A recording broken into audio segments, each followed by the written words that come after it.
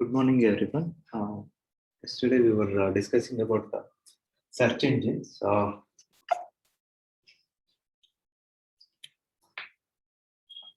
Commercial search engines are based upon one of two forms of web search technologies: human-directed search and automated search. The human-directed search engine technologies utilize a database of keywords, concepts, and references. The keyword searches are used to rank pages. But this simplistic method often leads to voluminous, irrelevant, and spurious results. In its simplest form, a content based search engine will count the number of query words that occur in each of the pages that are maintained in its index. The search engine will then rank the pages accordingly. More sophisticated approaches take into account the location of the keywords. For example, keywords occurring in the title tags of the web pages are more important than those in the body. Other types of human directed search engines like Yahoo use topic hierarchies to help to narrow the search and make search results more relevant. These topic hierarchies are human created. Because of this, they are costly to produce and maintain in terms of time and are subsequently not updated as often as the fully automated system.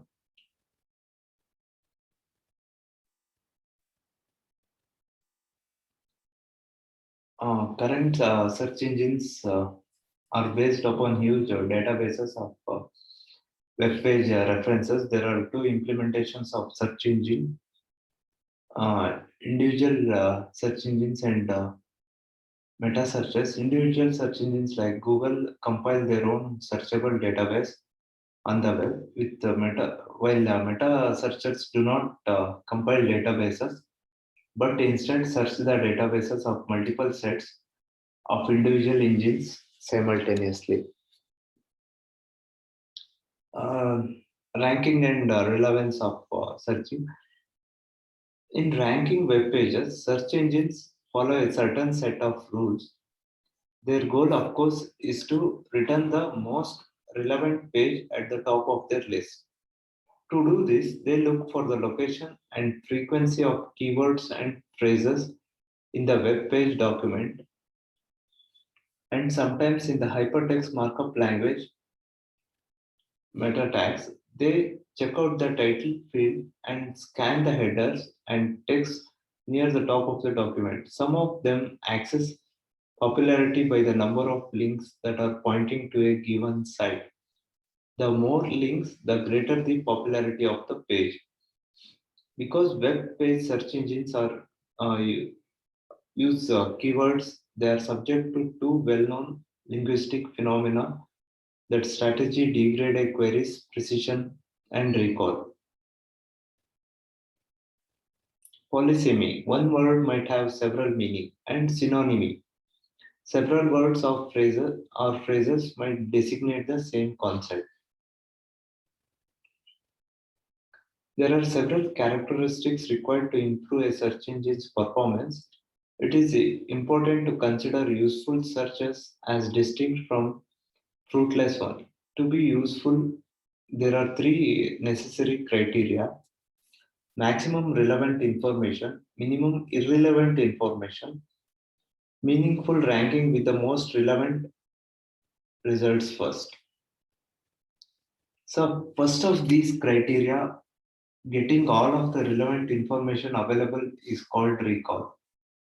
Without good recall, we have no guarantee that valid, interesting results will not be left out of our result set.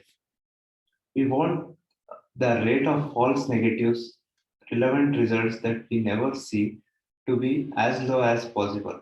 The second criteria, minimizing irrelevant information so that the portion of relevant documents in our result set is very high, is called precision. With too little precision, our useful results get diluted by irrelevancies, and we are left with the task of sifting through a large set of documents to find what we want. High precision means the lowest possible rate of false positives. There is an inevitable trade-off between precision and recall. Search results generally lie on a continuum of relevancy, so there is no distinct place where relevant results stop and extraneous ones begin. This is why the third criteria, ranking, is so important. Ranking has to do with whether the result set is ordered in a way what matches our intuitive understanding of what is more and what is less relevant.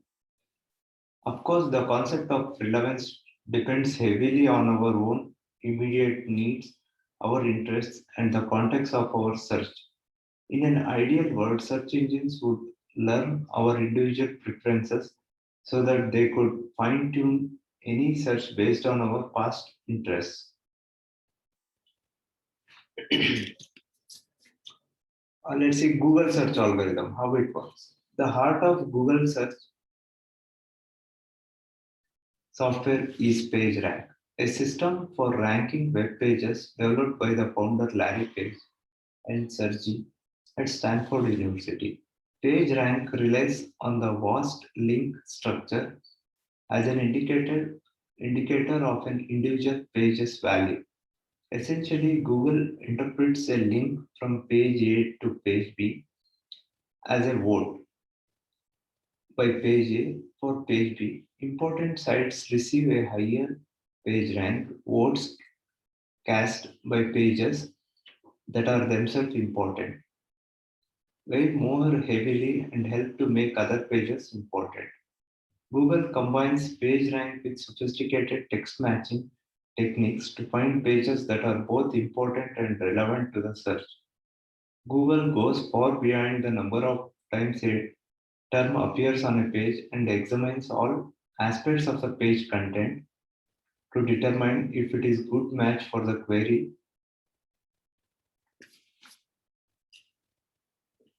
Okay, its PageRank algorithm is as follows. PRA, okay, PRA of A, that is page rank of some page A, will be equal to 1 minus D plus D into PRA of T1, where PRA of T1 is the page rank of any particular page T1, divided by C of T1. C of T1 is the number of outgoing links from page T1, and D is nothing but damping factor, which should range from 0 to 1. Like you can set it to 0.8, 0.9 like that. So this is the page ranking algorithm for Google. The page rank of a web page is therefore calculated as the sum of page ranks of all pages linking to it. Okay, means its incoming link divided by the number of links on each of those pages, that is those pages outgoing link. Traditional search engines are based almost purely on the occurrence of words in document. Search engines like Google, however, augment this with information about the hyperlink structure of the web. Nevertheless, there are shortcomings that are still significant, including there is a semantic gap between what a user wants and what they get. Users cannot provide feedback regarding the relevance of returned pages. Users cannot personalize the ranking mechanism that the search engine uses, and the search engines cannot learn from past user preferences. Like, see, it is not learning, okay? It's not like artificially or machine learning based. Based on our previous search, it is not working. Google, with its 800 million hits per day, almost greater than 8 billion indexed web pages, is undeniably the most popular commercial search engines used today. But even with Google, there are problems. For example, how can you find out just the right bits of data that you need out of the ocean of irrelevant results provided? As web ontologies become widely available, it is reasonable to ask for better search capabilities that can truly respond to detailed context requests. This is the intent of semantic based search engines and search agents. Semantic search seeks to find documents that have similar concepts, not just similar words. There are two approaches to improving search results through semantic methods: latent semantic indexing and semantic web documents. One short term approach to garner semantic information from existing web pages is to use uh, LSI, that is latest semantic indexing, which is an information retrieval method that organizes existing HTML information into a semantic structure that takes advantage of some of the implicit higher order association of words with text objects. The resulting structure reflects the major associative pattern in the data. This permits retrieval based on the latent semantic content of the existing web documents rather than just on keyword matches. The LSI offers an application method that can be implemented immediately with existing web documents. The semantic web will provide more meaningful metadata about content through the use of resource development description framework and web ontology language. Documents that will help to form the web into a semantic network. In a semantic network, the meaning of content is better represented and logical connections are formed between related information. However, most semantic network-based search engines would suffer performance problems because of the scale of the very large semantic network. In order for the semantic search to be effective in finding responsive results, the network must contain a great deal of irrelevant information. At the same time, a large network creates difficulties in processing the many possible paths to the relevant solution. Once again, we are faced with the semantic web's basic trade-off between finding the maximum expressive power and the minimum computational complexity. Most of the early efforts on semantic-based search engines were highly network must contain a great deal of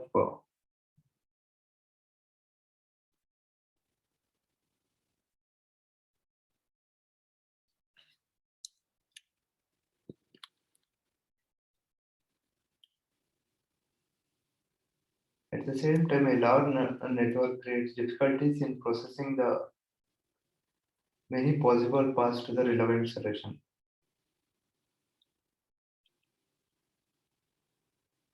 The semantic webs are like a trade-off between the maximum expressive power and minimum computational complexity. Most of the early efforts on semantic-based search engines were highly dependent on natural language processing techniques to parse and understand the query sentence. One of the first and most popular of these search engines is Scicorp. CYC combines the world's largest knowledge base with the web. CYC, which takes its name from encyclopedia, is an immense multi-contextual knowledge base.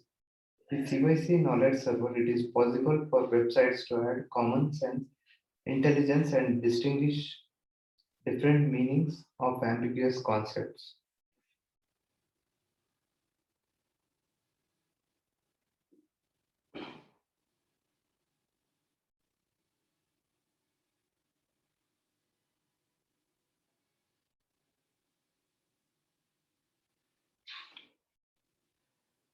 Web ontologies become more advanced using RDF and OWL. Tags will offer semantic opportunities for search. Searching techniques like semantic search deals with concepts and logical relationships. If we examine the practical problems of semantic search, we will find that the search tree faces an incompleteness of logic resulting in the incompleteness problem or the halting problem. Inference can be viewed as a sequence of logical deductions chained together at each point along the way. There might be different ways to reach a new deduction. So, in effect, there is a branching set of possibilities for how to reach a correct solution. This branching set can spread out in novel ways. For example, you might want to try to determine like whom does Kevin know based on information about individual's family relationship, his business contacts, so that there is more than one part to someone conclusions. This results in a branching set of possibilities. Therefore, the inference in our system is a kind of search problem displayed as a search tree. It is possible to start at the top of the tree, the root or the branches. Taking the top of the tree, the query can be asked like whom does actor Kevin know? Each step down from parent to child nodes in this tree can be viewed as one potential logical deduction that moves towards trying to access assess the original query using this logical deductive step. The fan out of possibility can be viewed as branching tree, getting a bushier and deeper. Each of the successful steps we take ends up becoming a parent node from which we can seek additional child nodes. Eventually, a list of people whom this person may know will be accumulated.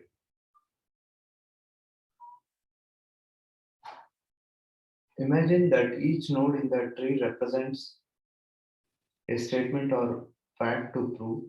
Each link from a parent node to a child node represents one logical statement. Now, the problem is that we have a big tree of possibilities, and this could result in any search being limited to incomplete results. In a complex logical system, there is an arbitrarily large number of potential proofs. Some of the potentially factual nodes may be arbitrarily long, and it may be uncertain if a determination or whether or not it is factual can be made.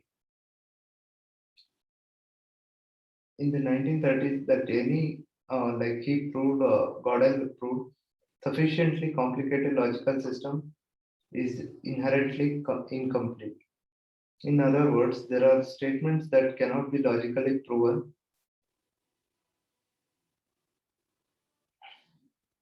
Like his argument is proving undecidability is also related to the halting problem.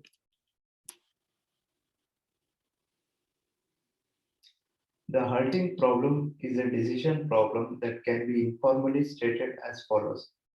Given a description of an algorithm and a description of its initial arguments, determine whether the algorithm, when executed with these arguments, ever halts. The alternative is that it runs forever without halting.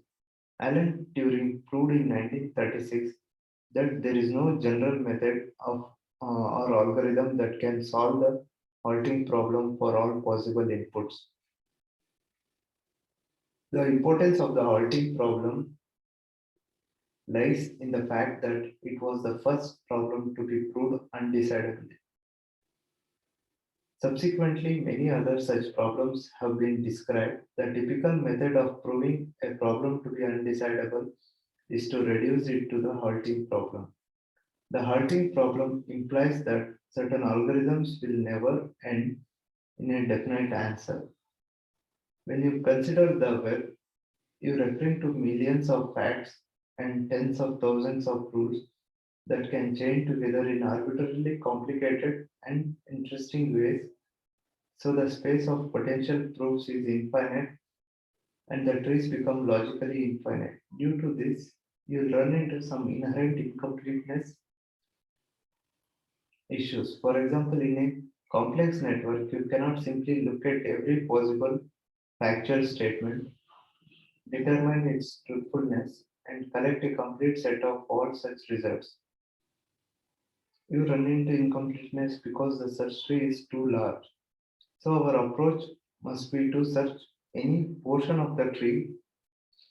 There are well-known strategies for how one addresses such problems like this. One strategy is to search the tree in a depth-first fashion. A depth-first search would start at the top of the tree and go as deeply as possible down some path, expanding nodes as you go until you find a dead end. A dead end is either a goal, success means success, or a node where you are unable to produce new children. So the system cannot prove anything beyond that point. Okay, let us go through depth first search and traverse the tree. Start at the top node and go deeply as possible.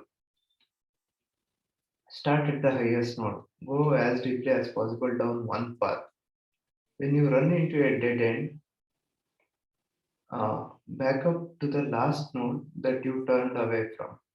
If there is a path there that you have not tried, go take that path. Follow this option until you reach a dead end or a goal. Goal is a true statement with no child nodes. If this path leads to another dead end, go back up a node and try the different branches. This path leads to a goal. In other words, this final node is a positive result to the query.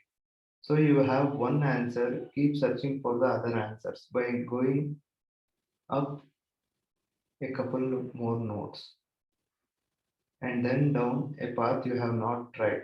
Continue until you reach more dead ends and have exhausted search possibilities.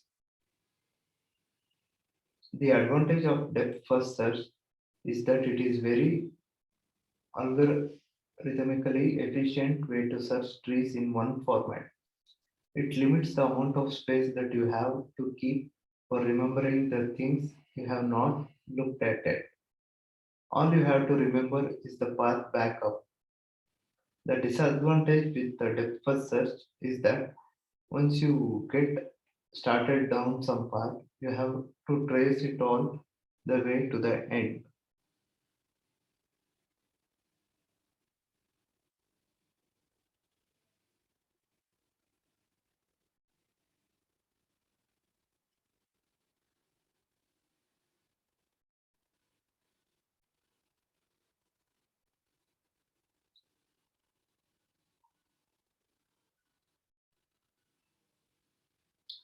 Okay, another way is breadth first search. Uh, the breadth first search. We shall see this algorithm in the next class. Okay. This was about depth first search. If you perform in search engine, how it should be. Next, we shall see breadth first search, how it can be used implementing search engines. Okay, now I'll stop here. All of you mark your attendance. Quickly mark your attendance. Now I will stop here. In the next class, we shall see breadth first search application. Thank you.